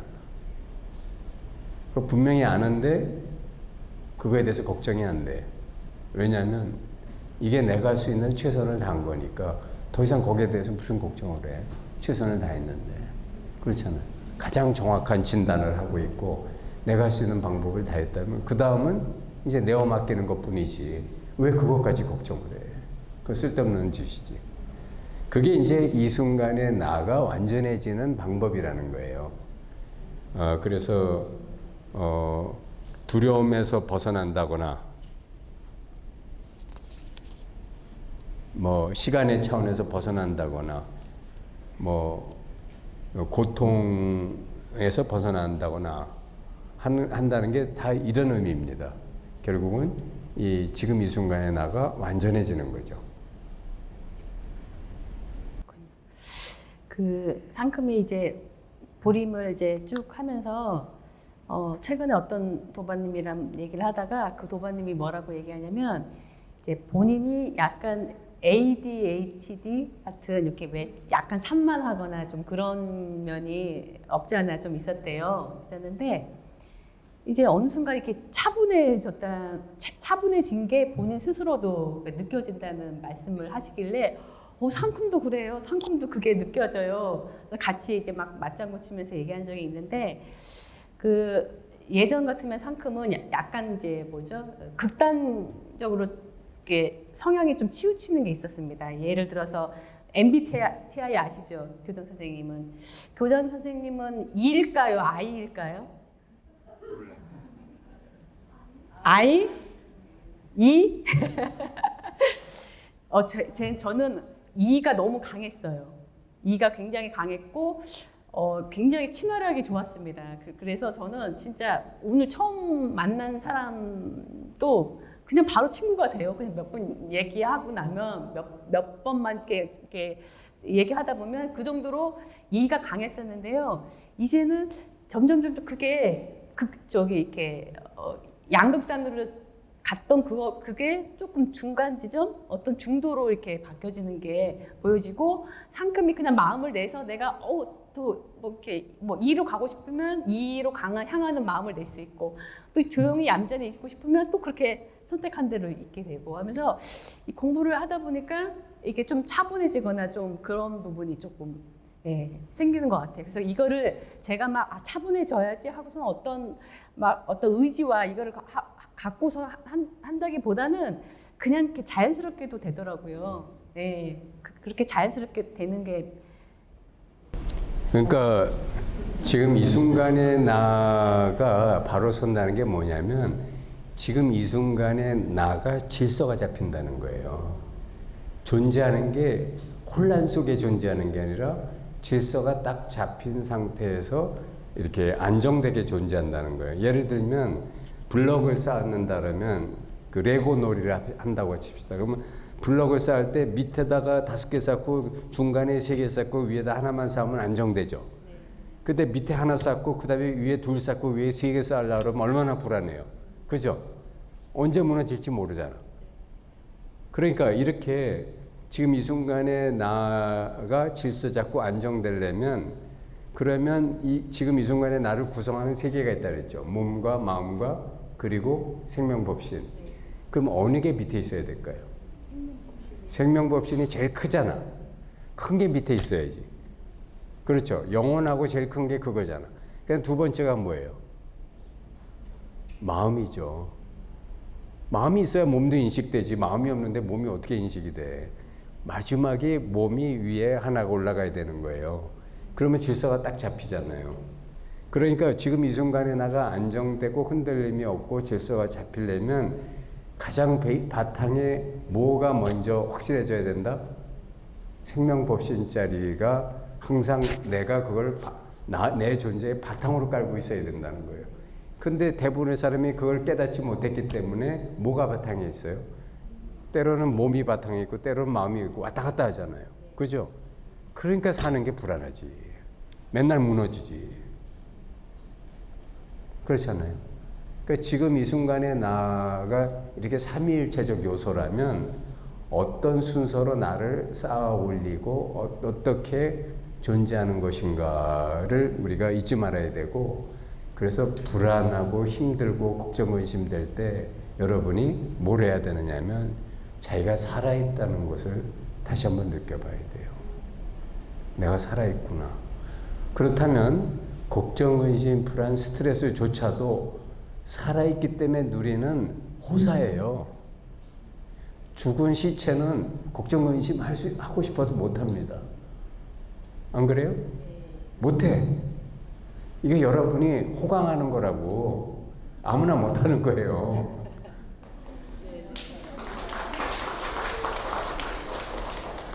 그런데 거기에 빠져가지고는 그렇게 그냥 지지고 볶고 하는 거야. 자기를 괴롭히면서.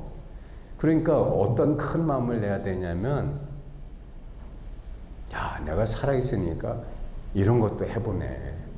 이렇게 막 정말 기쁜 일만 있었던 게 아니라 이렇게 그냥 가슴이 무너지고 꺼지고 정말 괴로워 죽겠다는 말이 나올 정도의 걱정, 근심도 해보는구나. 참 인생이라는 게 경이롭다. 정말 그냥 이쪽 끝에서 저쪽 끝까지 완전히 양쪽을 넓게 뛰고 넓게 쓰고 사네. 그렇게 한번 좀 통 크게 한번 인생을 바라보세요. 그러면은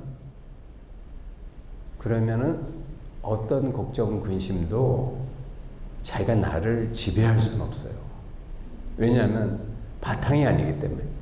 마음이 바탕일 때는 걱정, 근심이 나를 쥐고 흔듭니다. 완전히 그냥 넉다운이 되죠. 근데 밑에 생명의식이 나는 살아있다. 이거 하나가 먼저 확실하면 다 그 위에 일어나는 일이잖아요. 그잖아요. 그 위에 일어나는 일 가지고 왜 바탕을 흔들어? 그건 바보지. 그러면 모든 스트레스나 걱정, 근심이 단지 지금 이럴 뿐이다가 돼요. 단지 오늘 지금 이럴 뿐이구나. 이게 내일도 이러고 뭐 10년 뒤도 이러고 그러진 않잖아요. 10년 뒤도 이럴까? 아니거든. 여러분 저 10년 전, 20년 전에 그렇게 죽을까 말까 걱정하던 것들 지금 다 없어졌어요. 어디 간지도 몰라. 안 그래요? 지금 것도 마찬가지야. 그러니까 좀 그 작은 거에 그냥 중내산해하고 막 그냥 애걸복걸하고 그렇게 힘들어하는 그 간장종지만한 그릇에서 좀 벗어나와야 된다는 얘기예요. 통 크게 나는 살아있다. 온 우주가 이 살아있음 안에 다 비춰지고 있구나. 참 크다. 우선 그것부터 잘 느껴봐요. 살아있음을. 이 살아있음보다 더 귀한 가치가 어딨냐고. 돈을 억만금을 준다 한들 여러분을 죽은 놈을 살려낼 수 있어? 안 되잖아요. 그죠? 이렇게 귀한 삶을 살고 있는데 왜 그 안에 만들어진 부분적인 것 갖고 삶 전체를 망치냐고. 난 이해가 안 돼. 잘 생각해봐. 그렇잖아요. 밑에 계단이 멀쩡한데 왜 위에 계단 가지고 밑에 계단을 파괴하려고 드냐고. 이거 바보 아니야? 그렇죠? 네, 자 말씀하세요. 그 교장 선생님 말씀 듣다 보니까 그 전에 그 걱정 근심이 있을 때마다 박수 3번을 한번 쳐보라는 그게 말씀이 있었거든요. 예. 박수 3번 한번 쳐볼까요? 자, 박수 3번 시작. 아, 네, 3번 정확히 맞습니다. 제가 상큼 같은 경우는요, 왜 아까도 말씀드렸다시피 어떤 확고한 믿음, 이제 이런 것들이 점점 더 이렇게 굳어지고, 왜 그 안심인명처라고 하나요? 이렇게 뭐 걱정 같은 거 그런 것도 이제 뭐 이렇게 많이 줄어들고 하는 또 이유 중에 하나가 상큼 같은 경우는 이제 몸에 어떤 이제 어떤 질병이 있었습니다. 질병 때문에 막 병원에 막 앰뷸런스를 이렇게 자주 실러 가기도 했어요. 제가 이제 상큼이 당뇨가 있는데요. 저는 이제 1형 당뇨라서 인슐린 주사를 맞는데 그 부작용의 하나가 저혈당 쇼크가 자주 온다는 거예요. 그게 낮에 오면은 상관이 없어요. 낮에는 제가 이제 자각을 하고 뭐 주스를 마신다거나 사탕을 먹으면 되기 때문에 별로 낮에는 정신이 깨어있을 때는 상관이 없는데, 문제는 밤에 잘 때 막 뭐 새벽에 그때 못 깨어나거나 하면은 이제 막 위험해지는 거죠. 혼수 상태에 빠지기도 하고. 근데 진짜 제가 신기한 게 뭐냐면요. 이게 잠을 자는데 혈당이 떨어지면 잠에서 깨요. 이 무엇이 상큼의 잠을 깨워주는지 그게 너무 저는 항상 신기했어요. 상큼. 아, 예, 아유, 고맙습니다. 네, 아이고, 상큼. 아이고, 감사합니다. 아유, 참. 예, 아유, 잘 먹겠습니다. 그래서 제가 이게 잠을 자다가 상큼이 지금 혈당이 떨어지고 있어. 너 빨리 일어나야 돼. 상큼이 이게 이런 생각을 해서 깨는 게 아니잖아요. 그냥 나도 모르게 그냥 잠이 깨지고, 잠 깨져서 이렇게 확인해 보면 혈당이 많이 떨어져 있어서 그때 얼른 먹고. 그래서 그때마다 그래서 제가 이렇게 상큼이 죽지 않고 살아온 게 어떤 힘인지, 이것이 정말 저는 항상 미스터리였고, 이제는 그게 너무 그것의 힘에 대해 너무 감사함을 느끼는 거죠. 그래서 이제 저는 어떤 생사에 대해서는 별로 이렇게 이제 생사는 뭐 어차피 없는 거라는 거는 이제 도반님도 아시다시피 그 문제는 저한테는 이제 해결이 됐어요. 근데 제가 또 교장 선생님께 말씀드리고 싶은 거는 제가 이전부터 느꼈던 건데요. 예를 들어서 상큼이 어떤 문제로 삼고 있던 게 이제 그 문제가 해결이 됐어요. 그러면 이제 마음의 무게가 이제 덜어진 거잖아요. 그래서 어떤 마음의 무게가 덜어진 거에 대한 거는 이제 제가 이제 많이 느끼고 있기 때문에 그냥 패스가 되는데, 예를 들어서 어떤 몸의 무게 있잖아요. 몸의 무게, 어떤 질병이 오거나 어떤 아픈 걸로 인해서 어떤 그런 무게감은 아직까지 상큼은 그런 게 좀 느껴지고, 거기에서 또 심하게 아플 때는 또 괴로움도 일어나긴 하거든요. 이게 완전히 없다고는 말씀을 못 드리는데, 어떤 그 무게라는 거, 이것도 뭐 상큼의 생각 때문에 그런 건지 모르겠지만, 그래서 이 부분에 대해서 좀 이제 교장 선생님께서 이렇게 말씀 좀 해주시면 감사하겠습니다. 이 책에 그 얘기가 있잖아요. 마지막 부분에 보면은 고통이 처절할 때 도망치지 말고 그게 나의 일부임을 인정하고 껴안아 보라, 이런 말이 있어요. 그러면 아프지만 그러나 평화로울 수 있다. 그러니까 고통이나 어떤 스트레스 때문에 도망치고 싶거나 그거랑 싸우고 싶을 때 오히려 그걸 껴안으라는 거예요. 인정하고. 그러면 어떻게 되냐면 몸의 통증 때문에 아프지만 평화로울 수 있다. 아픈데 평화로울 수 있어. 아픈데 발악하진 않아. 그 다음에 걱정 근심 때문에 몸이 무너질 수는 있어도, 그러나 그 걱정 근심이 나를 어떻게 하질 못해. 그냥 있을 뿐이야, 그 자리에. 그러니까 그게 중요해요. 너의 존재를 인정하면 그것도 더 이상 설치지 못해요. 그래. 내 그릇이 아직 요만해서 내가 이만한 거에 아프고 이만한 것 때문에 걱정 근심한다. 그러고 안 하죠. 이게 나다. 내가 나로부터 도망가는 게 아니고 이게 나다 하고 인정하고 그런 나를 받아들이라. 그러면은 평화스러워져요. 그러면서 그 나가 성장합니다. 그 나가 거기 머물러 있지 않아요. 그게 참 묘한 거라고. 내가 인정하고 받아들이면 성장하기 시작하는데 거부하고 도망가려고 그러면 여전히 그거 갖고 싸우고 성장하지 못해요. 교장 선생님께서 나는 내 몸이 있다라고 여기면 그때 몸을 느낀다고 이렇게 말씀을 하신 적이 있는데 이렇게 자유자재로 좀 이렇게 교장 선생님은 그거를 느끼시는 건가요? 아니 자유자재가 아니라 난 필요하면 나를 몸이라고 여기고 필요하지 않으면 몸이라고 여긴 적이 없어요. 몸이 있는지 없는지도 모르겠어. 나는 그냥 허공이 돼 있어요. 어디 있는지 없어. 없는데 필요하면 있다라고 하고서 붙잡고 있는 거예요. 상큼문제 아직 그게 확 이게 막 감은 오지만 확 이게 다가오지가 않더라고요. 그게. 옛날에 내가 그 조실 스님을 모시고 그 치통이 있으셔갖고 이빨 때문에 어쨌든 그때 광주에 무슨 치과에 간 적이 있어요. 그런데 이제 좀 뭐 문제가 있어갖고 이빨을 뽑아야 되겠다고 그러는데 스님이 마취를 안 하겠다는 거예요. 생리를 뽑는데 그냥 하라고. 그 의사가 놀라가지고 그러면 그거 막 난리 난다고 한번 해보라고 그러더라고.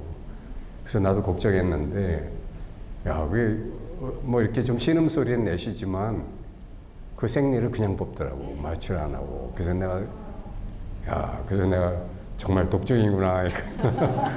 선사들은 정말 대단하구나. 이게 초인적이구나 하는 걸 내가 느꼈는데 근데 나중에 물어봤어요. 아니 그게 이렇게 막 신경 치료할 때도 우리는 막 눈이 감기고 막 그냥 몸서리를 치는데 그거를 지금 마취도 안 하고 그냥 뽑는데 그랬더니 야 그거는 내가 그거에 막 이렇게 집중하니까 더 아픈 거야. 그냥 내가 살아있다. 그리고 살아있다 하는 그래서 살아있는 이 삶 속에서 이런 일도 일어나는구나 하고 이렇게 쳐다보고 있으면 아픈 것도 다 껴안을 수 있다는 거야. 그래서 내가 처음 그 얘기를 그때 들었어요. 그런데 지금 에카르트 톨레도 이 똑같은 말을 하잖아. 고통이 처절할 때 이게 무슨 육체의 고통이든 아니면 마음의 고통이든 똑같아요. 처절할 때 도망치지 말고 마취 안 맞지 말고 한번 그냥 껴안아봐라. 그러면 네가 성장한다는 거예요. 왜냐하면 그것보다 내가 더 커진다는 거잖아요. 내가 커지니까 껴안을 수 있지. 작은데 어떻게 껴안아. 그러니까 삶에 어떤 어려움이나 난관이 왔을 때는 성장의 기회로 삼으라는 말이 있잖아요. 그건 껴안아야 돼. 여러분이 정말 그래서 예수님도 그런 얘기를 한 거야. 원수를 용서하고 사랑하라고. 이게 말도 안 되는 소리잖아. 근데 한 번 여러분이 원수를 껴안을 수 있으면 여러분은 그보다 더한 복수가 없어요. 최고의 복수가 너를 내가 용서하는 거야. 그리고 상대보다 더 커지는 거라고. 그렇잖아요. 네.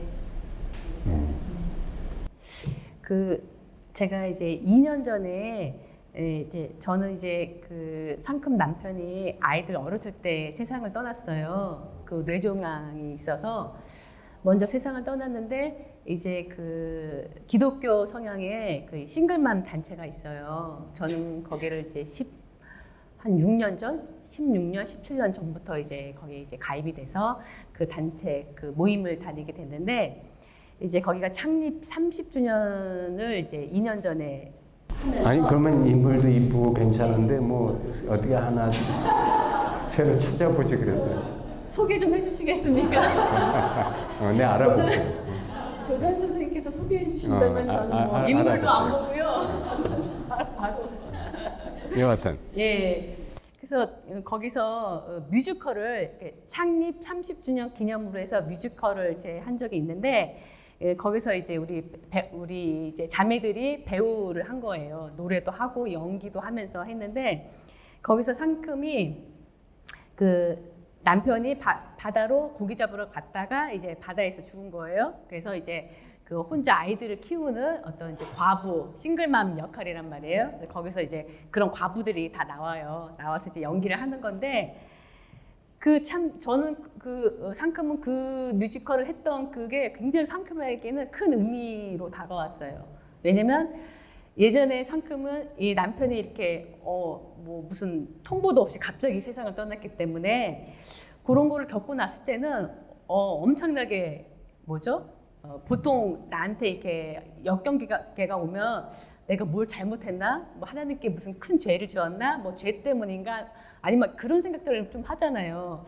그리고 그랬기 때문에 나는 진짜 내 인생은 너무 구질구질하고 하면서 막 이야기를 많이 만들었잖아요. 그래서 그런 어떤 괴로움을 많이 쌓았었는데 이제 상큼은 그게 이제 영국이라는 거 알기 때문에 그 안에서 뭐 울고 불고 하면서 막 울기도 해요. 또 웃기도 하고. 근데 그거를 마음은 하나도 괴롭지가 않은 거예요.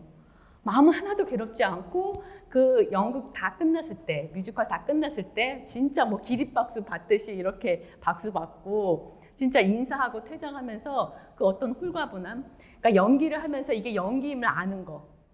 끝나고 나서도 다 마찬가지고 그래서 그게 상큼한테는 굉장히 참 큰 의미로 다가왔던 그런 또 이렇게 체험이었고요.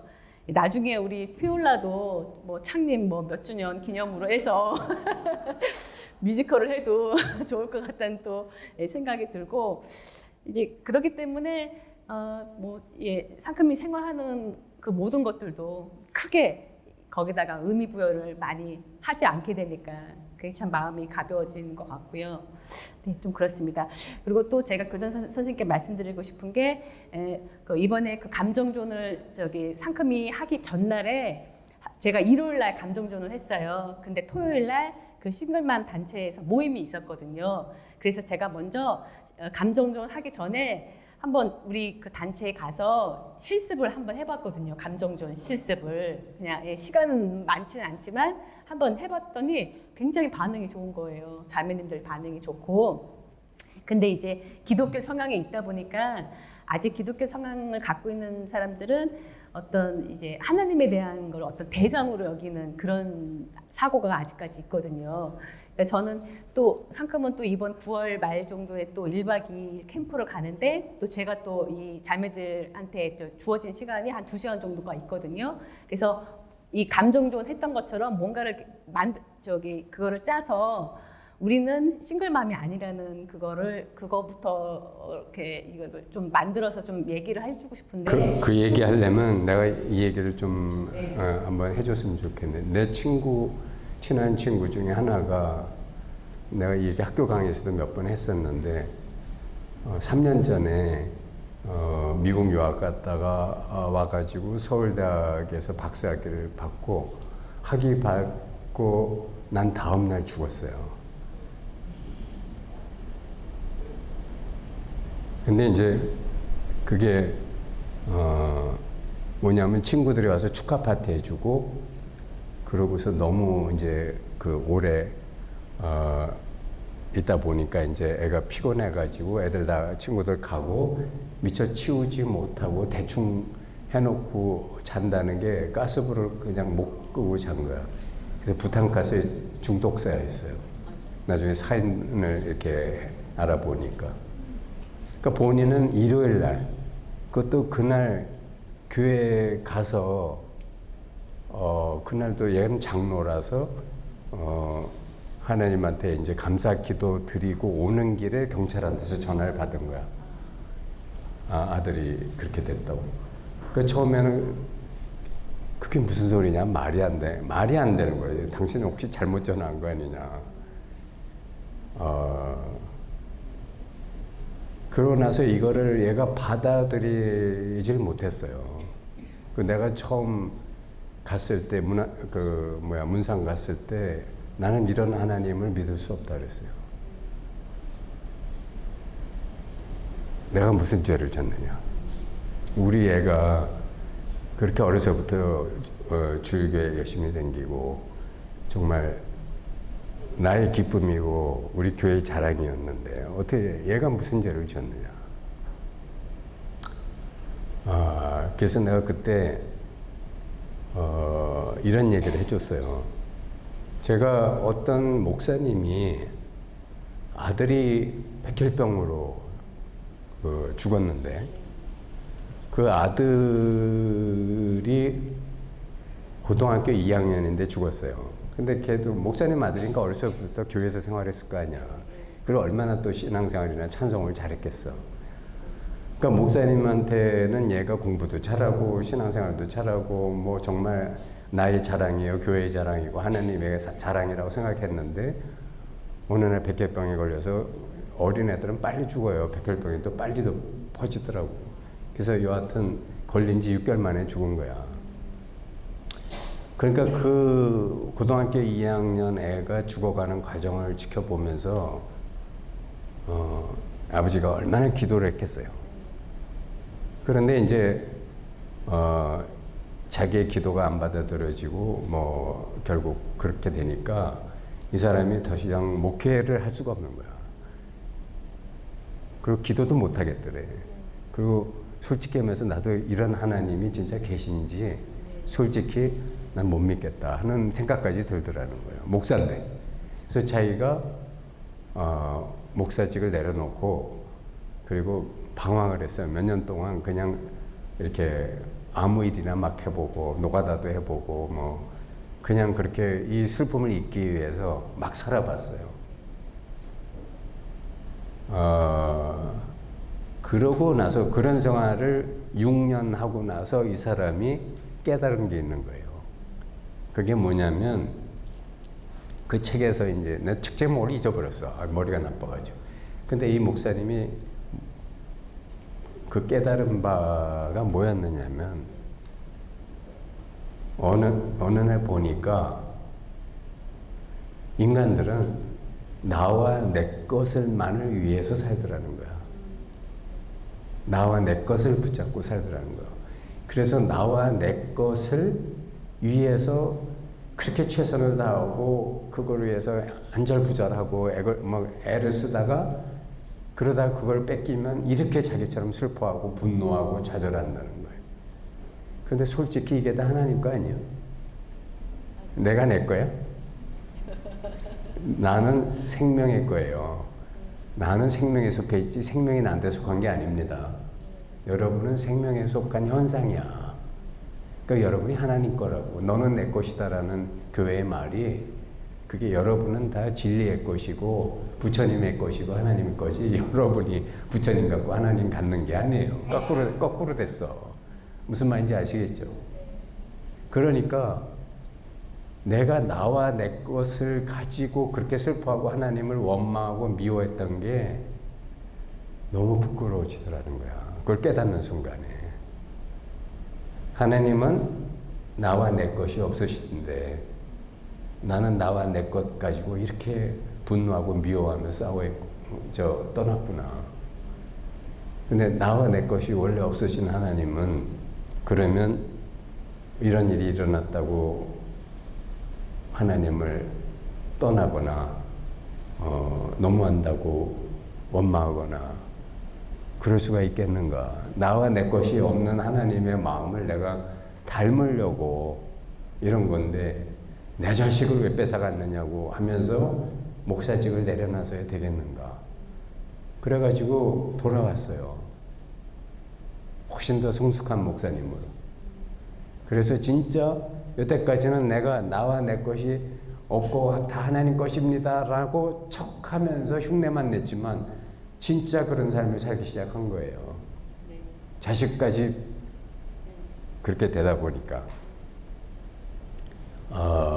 이 얘기를 왜 하냐면 우리 여기에 앉아 계신 분들도 어떤 사람은 자식을 잃었고 어떤 사람은 남편이나 가족 아버지 어머니를 안 잃은 사람이 없어요. 여기 자기 집안에 가족이 안 죽은 사람 손 들어봐. 아무도 없어요. 이 말은 뭐냐면 우리는 나와 내 것이 항상 안녕무사하게 남들 맨치로 이렇게 평균 수명은 살아야 되고 건강해야 되고 뭐 어떻게 억울한 일 당하지 말아야 되고 뭐 이런 조건들이 많아. 그렇지만 그런 일이 한번 과감히 무너지지 않고서는 하나님 마음을 알 수가 없는 거야. 그래서 우리는 불행과 고통이 있을 때 이걸 통해서 더 성장하고 하나님 부처님 마음으로 가까이 가려고 해야지 이거 가지고 하나님 부처님 원망하고 앉아 있으면 정말 못난이인 거예요.